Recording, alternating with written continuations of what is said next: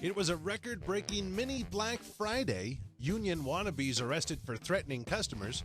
Wall Street serves up some IPO popsicles. And what's the next big thing for Apple?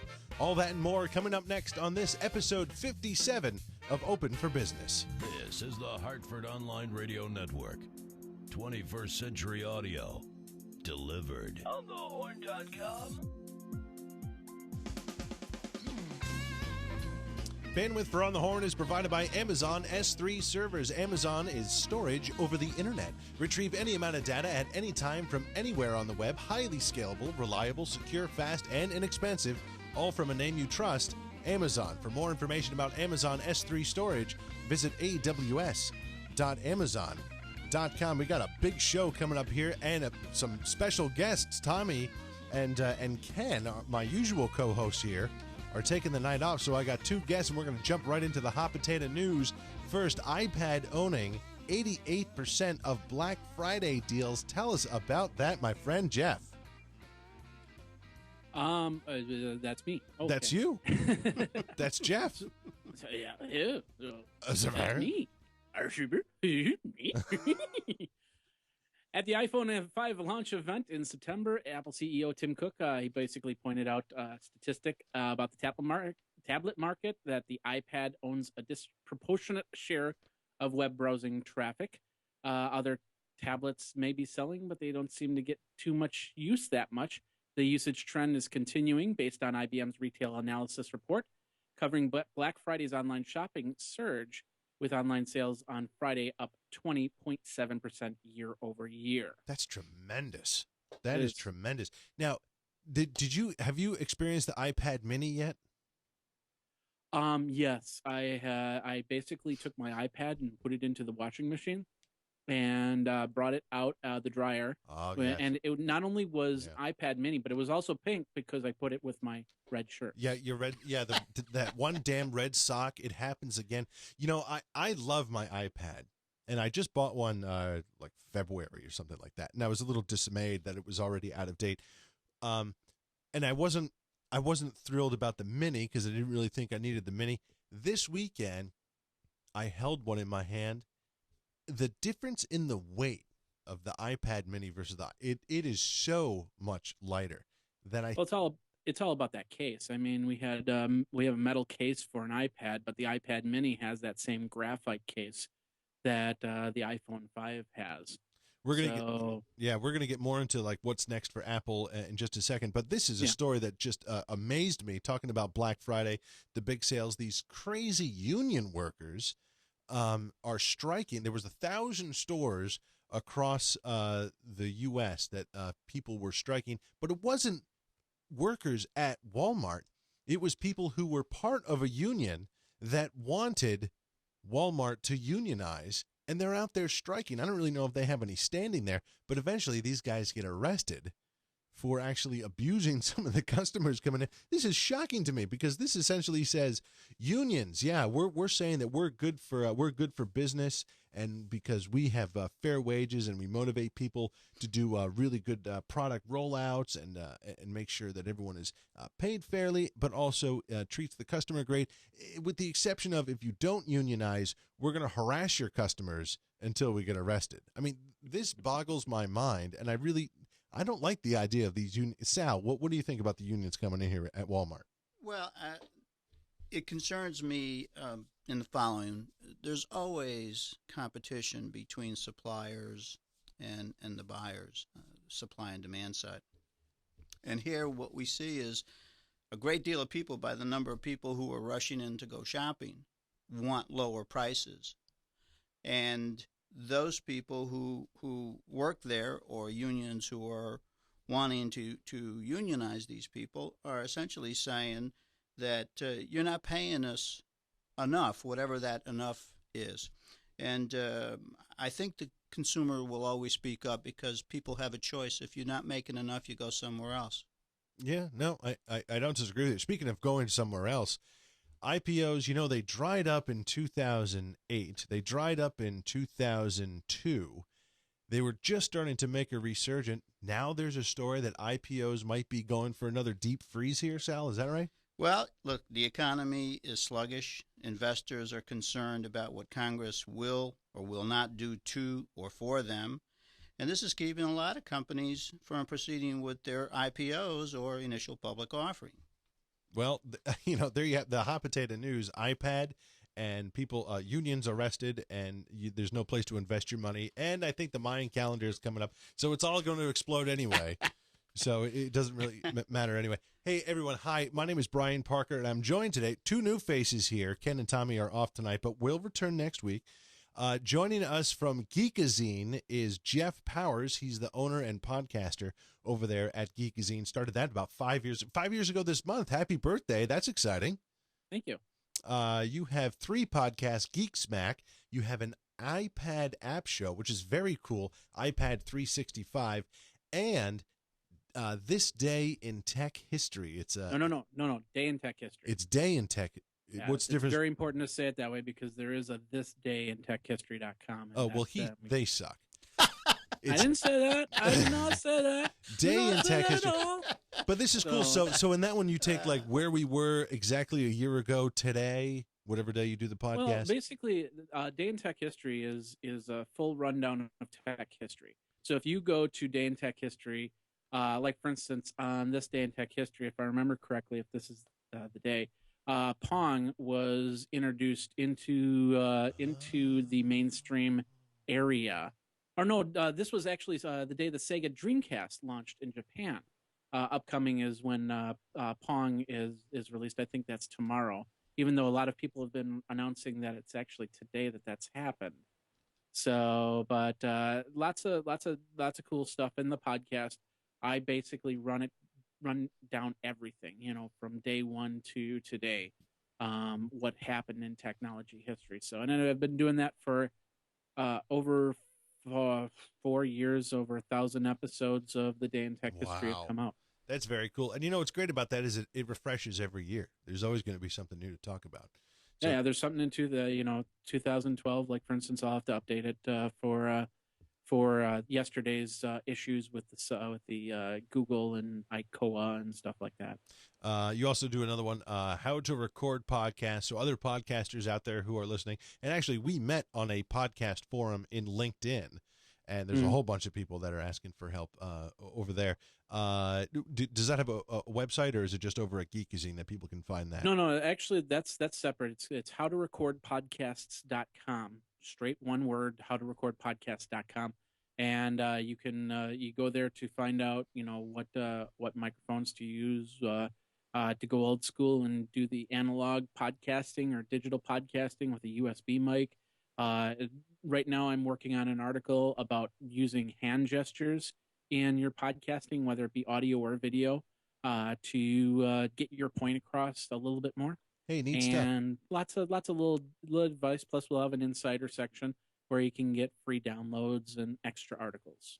Very cool. Our other new face is Sal Prizzuti. Sal is the immigrant entrepreneur. It's a real estate developer. He's a history and economics teacher and just an all-around problem solver. Get in touch with Sal at salprizzuti@yahoo.com. You don't have a website, Sal, do you? I do not. That's way too newfangled for you. But I'm on LinkedIn. But he's on LinkedIn and updates his resume on LinkedIn constantly. But welcome to the show. It's great to have you here. Thank you. It's a delight to be here. We are Open for Business. This is the podcast that explores all things business, entrepreneurship, technology, marketing, customer service, making a few bucks for yourselves, and have a fun little discussion. We invite you to our chat room, which you can find at onthehorn.com/live. Or you can just send us an email at openforbusiness@onthehorn.com. I am a big Apple fan. As of 2.5, 3 years ago, I owned nothing Apple. I don't think 2.5, 3 years ago. And now I have tens of thousands of dollars worth of Apple products. And you know what? They were always the next big thing coming out. Steve Jobs, I've completely fallen and drank the Steve Jobs Kool-Aid. But now, we're a year plus of his passing. What is that next big thing for Apple? Interesting story about Apple and artificial intelligence. What did you think about this story, Jeff? I think everybody is going towards our artificial intelligence. So basically, Apple just probably had to throw in their 2 cents worth. You think it's Um, probably just kind of jumping on the bandwagon? Apple, well, are we going to have an you know, iCar? it's not that they've probably been working on it, and they've probably been trying to figure out the best way to approach it. And maybe they're going with the Steve Jobs approach, and basically says we're not going to put it out until we've mastered it, Right. until it looks perfect, and there's no setbacks or anything like that. This is the one thing that I've said was the worst thing about the iPad Mini was the Apple actually took a step back to put out an iPad Mini. And if Steve Jobs was around, he would have basically said, we're going to wait until we can actually have the iPad Mini with a Retina display and Yeah. everything bells and whistles that the regular iPad. But neither here nor there. The whole point is, when they put out something in AI AI, then they basically are going to say this is the standard, and you're going to have to follow us. I wonder if it seems to be the new sort of planned obsolescence at Apple. Certainly, they wanted to keep some things in the pipeline, but they always wanted to roll out something that was really spectacular. You're right. The iPad Mini, other than being very light and convenient, I was shocked that they didn't have, the Retina display and all the kind of final touches that you would expect from a regular iPad already in it. I imagine that's coming out next, like October or something like that. I like it. The other story is Apple TV. Sal, are you a cable guy or are you a satellite TV guy? What do you have at home? I got satellite now, but I've had cable. Yeah. I wanted to ask a question for Jeff.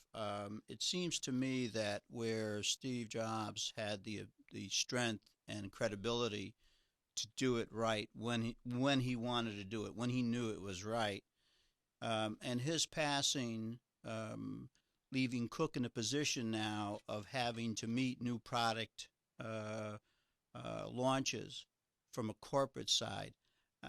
Do you see the company changing significantly from the creative, not letting anything out the door until it's perfect, to now having to meet product cycle timing?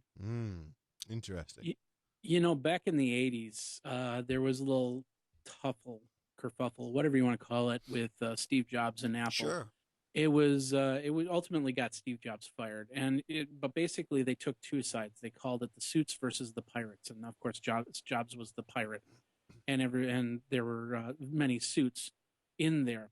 Now, Steve Jobs knew that when he took over control of Apple, that he could actually have, and I call it the pirate reign, where the pirate flag flew really well.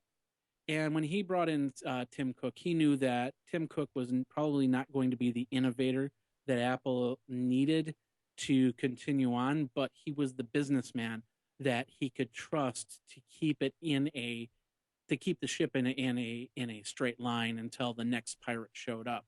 So I think what happened was when Steve Jobs, of course, passed the torch, he basically ended the pirate reign and back into the business range. And with the business reign, they're taking it steadfast. They're not going off in a major tangent. Although they have done a couple things that I think Steve Jobs would have not allowed at the time. But they're just keeping it straight and narrow until that one person comes and introduces, something like augmented reality or the next big thing that Apple can really take, because they don't really need to do anything for probably the next 10 years, because their iPod iPhone combination will keep them on track. The only thing they have to worry about is the other phones, the other devices getting ahead and doing something that just basically makes their operating system old and antiquated. And that's what we saw a few weeks ago with the what's his name, the map guy for iOS, and how he got ousted out because he was complaining too much. But I wonder so how you... that's basically what Tim Cook's job is to keep them on track until the next the next Steve Jobs shows up. Do you watch some of these product announcements? Like, did you watch like the iPad or the iPhone 5 ones? Yeah, I watch those. I watch those too, and I'm fascinated by it. And it's boring, to be quite honest with you now. And it's almost like Tim Cook is trying to be Steve Jobs, like he's trying to put on a character and walk out there with his untucked shirt and da da da da. And I don't know if that's good. I don't know if I don't think he can pull that off. And I get nervous for Apple that way. There's some great commercials from, I think it's Samsung, who, you see the folks standing in line, and it's the old, 50, 60 something year old parents, and they're standing in line for the iPad or the iPhone, and all the young kids are mocking them like, hey, yeah, look the Apple phone people. Yeah, that's for old people, the hip new generation. It's kind of like Pepsi did with Coke. It's the choice of the new generation. It's Samsung, it's Pepsi, it's not Coke and Apple anymore.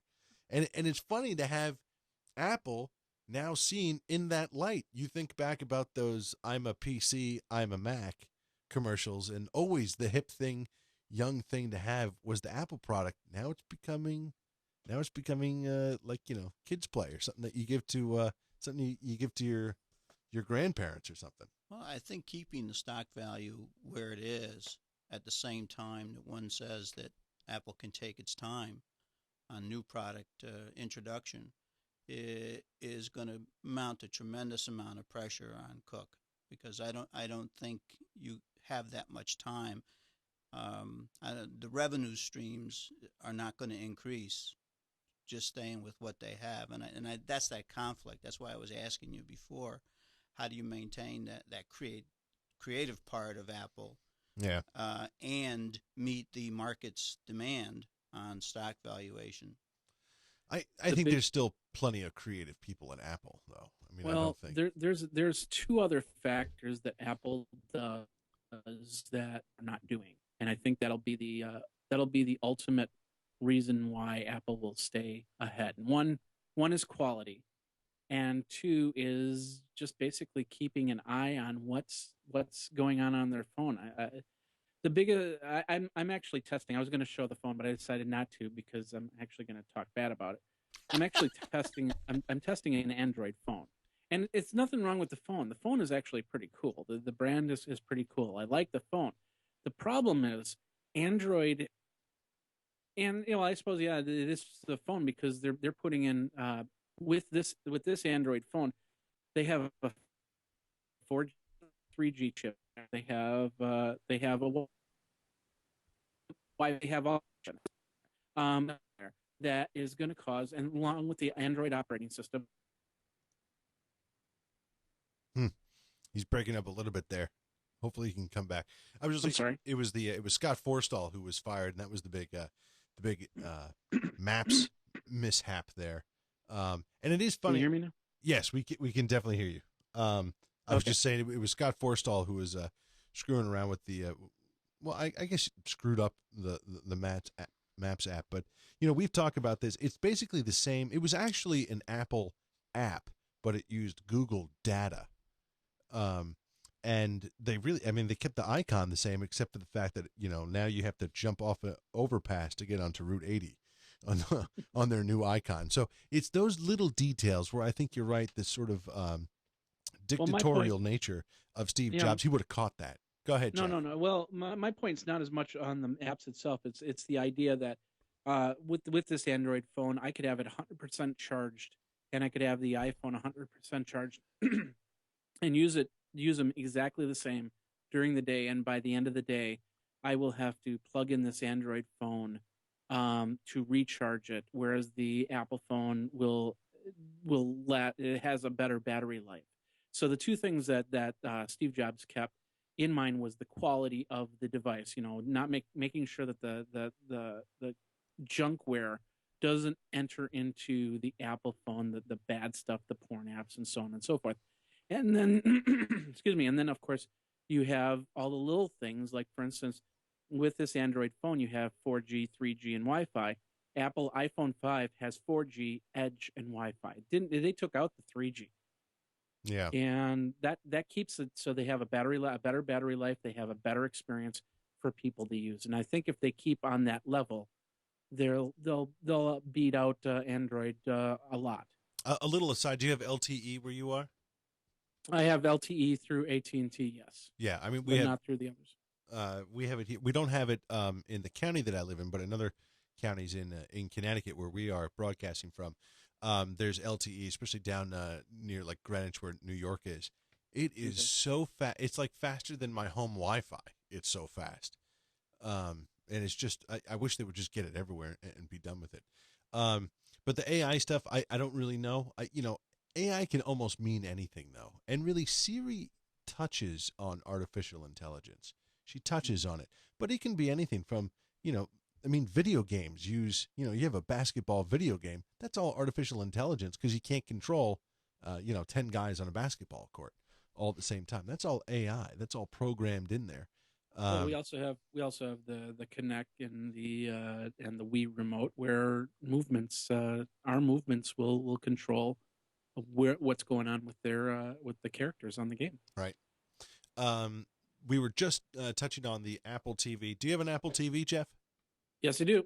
I just got one this weekend, and last night I plugged it in. Let me tell you the experience. I was nervous about this. I plugged it into the TV, just HDMI into the Apple TV. The thing that took the longest to do was to figure out how to get or where I have kept my extra extension cords so I could find an outlet for the Apple TV box. But the rest of it went swimmingly. It comes with this little nice remote. It's kind of a pain in the neck to put in your password because it's this grid menu, and you have to kind of scroll across to put in your password and your username and all that kind of stuff. But once you get that done, it just worked. And I plugged in. I watched the Avengers last night on my big 58-inch screen TV. Right, that was incredible. You turn on your iTunes share and it was it. It 5 minutes, I think, and most of it was just rudimentary stuff like, all right, I got to put in my password and I gotta find a chair to sit in. So I was very impressed with it. I haven't played with it much more than that, but I am really liking it. I was thinking about getting a Roku, but I'm not really sure what the difference between the Apple TV and a Roku is. Is it just a dongle that hangs off your TV? The Roku is another over the top television set top box that has more independent apps than Apple TV. The Roku has pretty much anything you need. If you've got kids, it's got the Disney Channel app. If you of course the regular favorites like Netflix and Hulu and Amazon. Yeah. It's got Pandora. It's got independent stuff. Like for instance, I work through my podcasts. Work through the Tech Podcast Network, and Tech Podcast Network has an app for the Roku, whereas I don't think they have one for Apple iTunes or Apple TV because it's not been approved. The API hasn't been given. Whatever situation there. So a lot of independent channels are on there. Almost thousands, I think, of channels that you can get on the Roku. So more stuff than you would possibly need. Yeah, I'm sorry. More stuff than you would possibly reasonably need. Yeah. So, well, yeah, and things that are very specific for different areas. So, you getting both of them actually is a good thing because they don't really overlap with each other. I have but one HDMI. Is it an HDMI connection for the Roku? With the Roku, it depends on the version you get. The Roku XS version, which is their $100 model, actually has a hookup, so you can hook it up to like a old VCR or something like that. Oh, no kidding! Yeah, an old VCR. I don't even know if I have an old VCR to tell you the truth, but I'll give you one. Sal's got Beta. He's got Betamax. I got them all. Interesting. I really like it. I think this is a whole new way to, I would almost cut the cord to my satellite TV if it wasn't for the fact that I think DirecTV has a great DirecTV channel called the Audience Channel, which is terrific for watching concerts. But I like the Apple TV idea. Very simple to set up. Really, really enjoyed that. but I wonder how many people, I feel sometimes as if, we talk about the spread of the economic wealth, the financial wealth gap in the United States. I think there's going to be a technology gap here pretty soon, because there's going to be some people that are like, you know what, I don't really need a laptop. I don't really need the internet at home.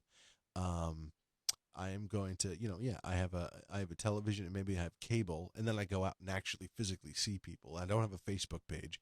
And then there's going to be people, maybe like Jeff and I, who, we got Twitter, we got Apple TV, we got smartphones, we're always connected to everything happening in the world.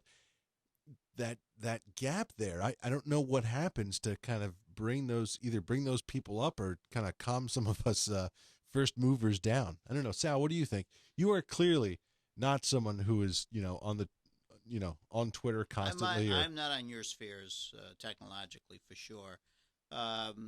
Maybe because of my age, maybe because of watching change speed up in so many areas. I take the attitude that I want something proven before I will deal with it. So I'm not a first comer to technology like the Apple products. So what about, you were talking about a VHS. So have you seen? I do not use VHS, but we have them. Now, do you have a DVD player? We have DVD players. Now, do you have Blu-ray? My daughter brought Blu-ray there, yeah. Okay. So you're not too far behind. But I don't use it. It's there. Oh, okay. I don't use it. But I think you have a great deal of society. There's two things. Age is one thing in terms of when you're introduced to stuff, and your willingness to learn, because the change is occurring so fast. Older people do have a harder time just learning something and then figuring out they got to learn something else. So that tends to slow it down. The other part I think you mentioned is really important, and that is the financial cost of being in that technological world. I don't know, how many Apple products do you now have? You said you didn't have any 2.5, 3 years ago. Let's see. We have 1, 2, 3, 4, 5 MacBook Pros. We have 2 iMacs. I have 3 iPhones of various generations, an iPod, and a Shuffle. Right, but so however many that was. Yeah, and for the listening audience, I would have to ask, is that all personal or is that business? I mean, what drives it? Well, I mean, because I don't think the average person runs around with the stuff you just mentioned. Yeah, no, I would agree there. But again, but it is true. I think about the amount of stuff that I buy, especially even like listening to other podcasters and what they recommend, whether it's a, piece of hardware like a laptop, or it's a particular app for 99 cents or $5.99, or I've paid $19.99 for certain apps, or you go into the store here. What the hell is it called? The App Store on one of your Apple devices, and buy, Final Cut Pro for $89 or something like that. It's amazing how much money just quickly goes away. But that's actually, I think, one of the neat things that Apple is well positioned, because of iTunes buying these little 99 cent or a $1.29 songs. People have gotten used to Apple charging their credit card, and there's this whole idea of being a cashless society. Everything is on credit, not really credit, but everything is not physically paid with either a check or a bill or coins. Everything is just kind of debited from your account automatically. And I think that's a great way to go. That's a great way to encourage people to, 1, pay attention to their finances, and 2, get rid of a lot of corruption, because a lot of tax dollars are not paid. You know what? It's cash business. The guy that owns the laundromat, or the guy that owns the car wash, I bet you I'm just guessing he probably doesn't pay all the taxes that he's supposed to pay.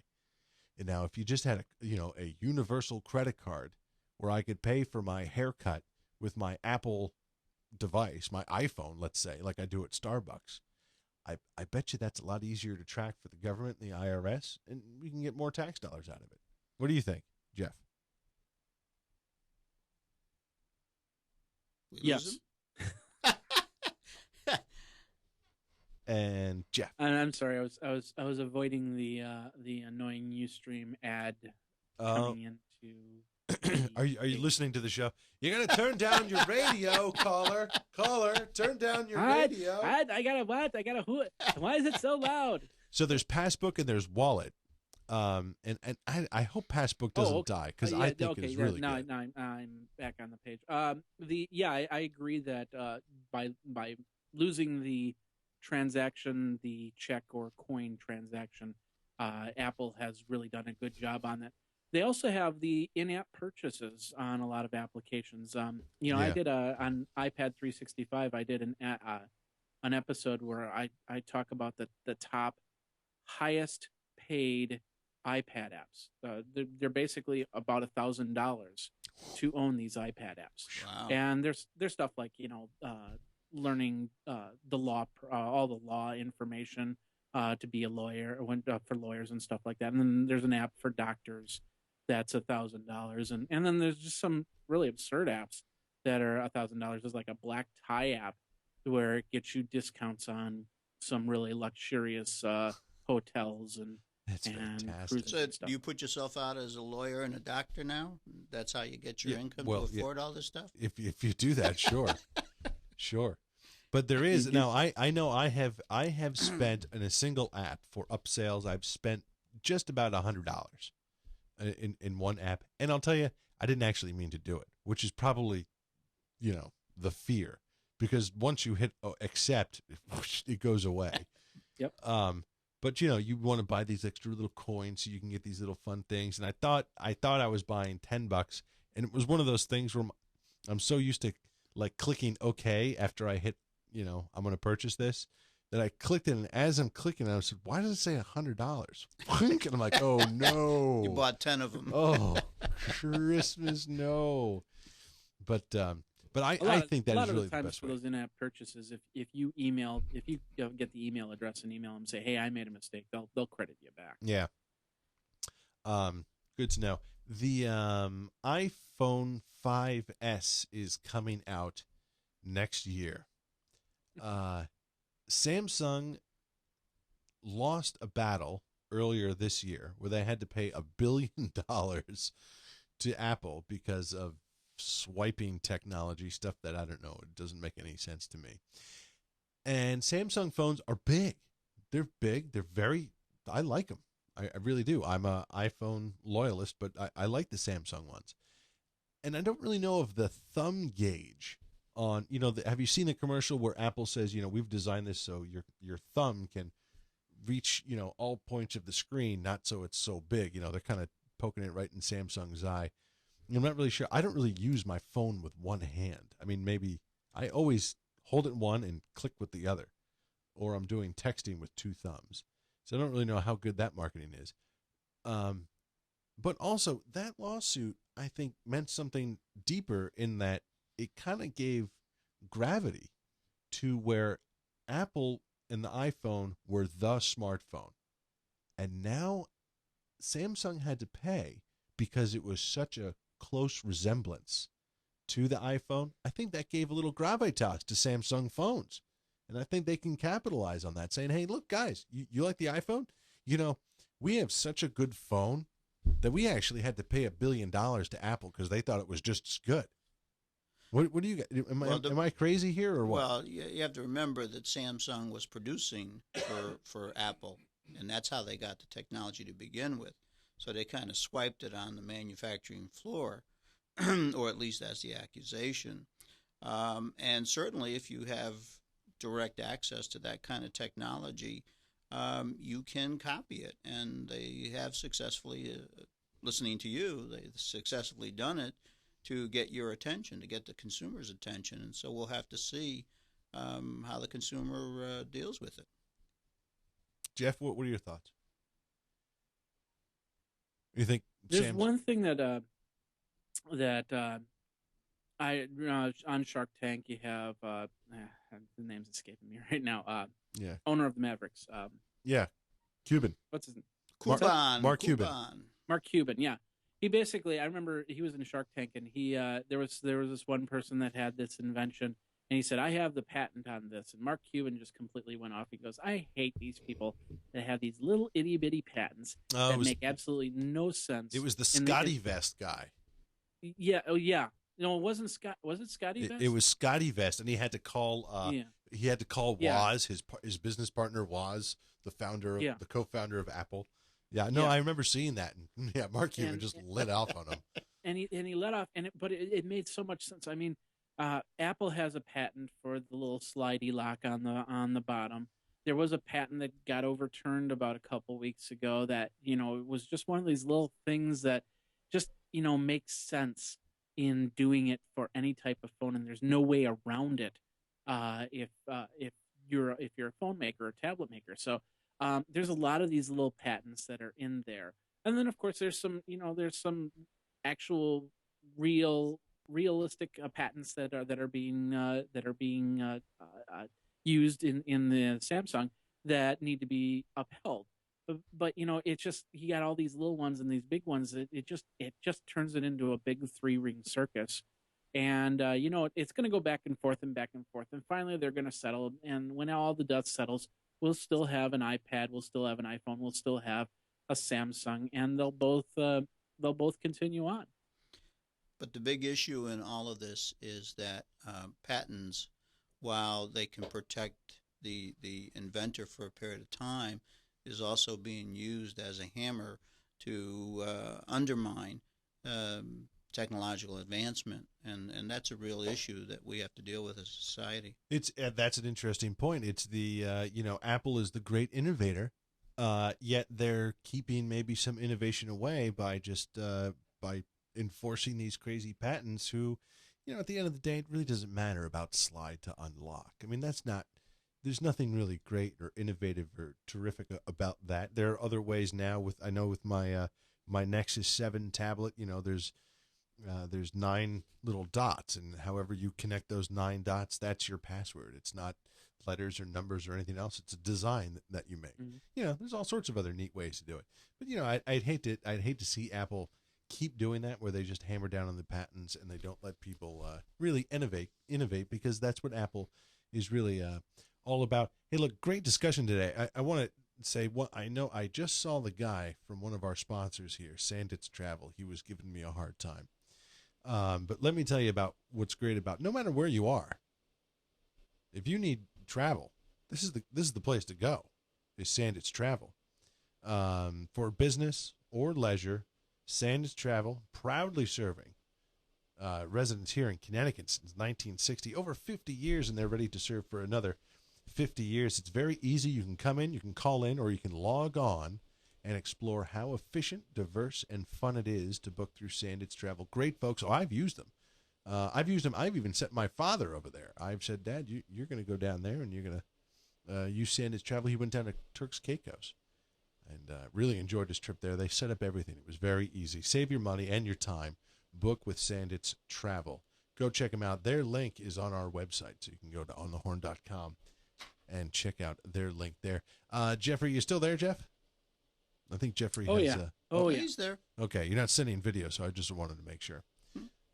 No. You were doing your ad, so I thought I had a perfect opportunity to go grab my water because I forgot it over on the other side. So. That's perfect. If we have time, let me ask you a question, both of you guys. Yeah. All this technology and everything, I have one word that is the killer word, and that is energy. Without power, this stuff dies. How are these companies going to be dealing with keeping the cash register ringing if we have power outages?